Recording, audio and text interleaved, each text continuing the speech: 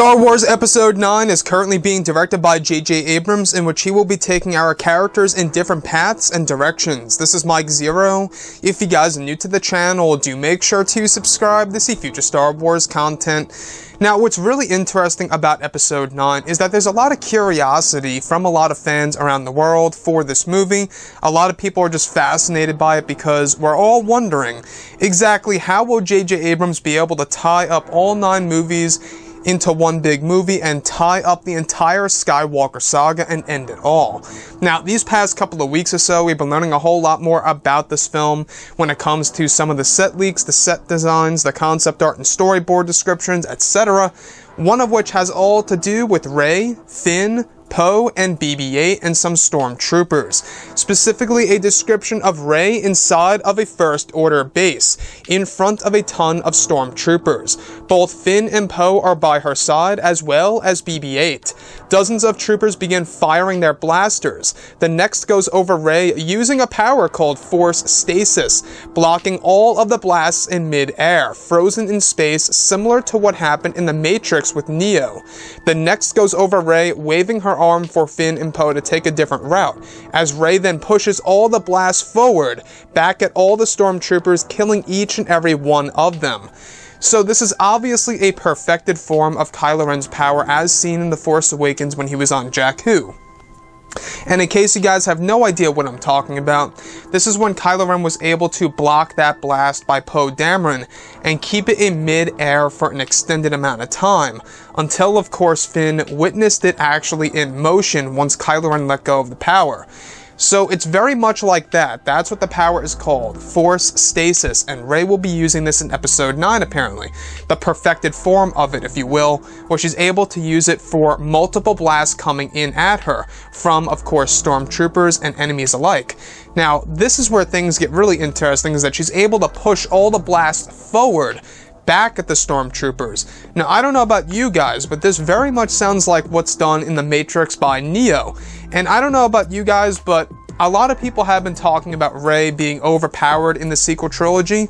And if you guys read The Last Jedi novelization, you will learn that she adapted her powers by tapping into Kylo Ren's mind. And that was a controversial piece of the character of Rey, is the fact that she's basically stealing powers from Kylo Ren. And I have no doubt here that she got that power and perfected it from Kylo Ren in the Hutt scene.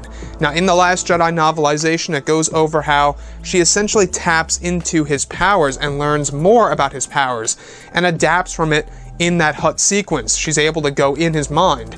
Now, I believe that Kylo Ren's power, Force Stasis, was basically transferred over to Rey. The fact that she's using it here in Episode 9 in one of the descriptions going up against some stormtroopers, while she protects both, of course, Finn, Poe, and BB-8. Now, this is inside of a First Order base. Is this, of course, the headquarters?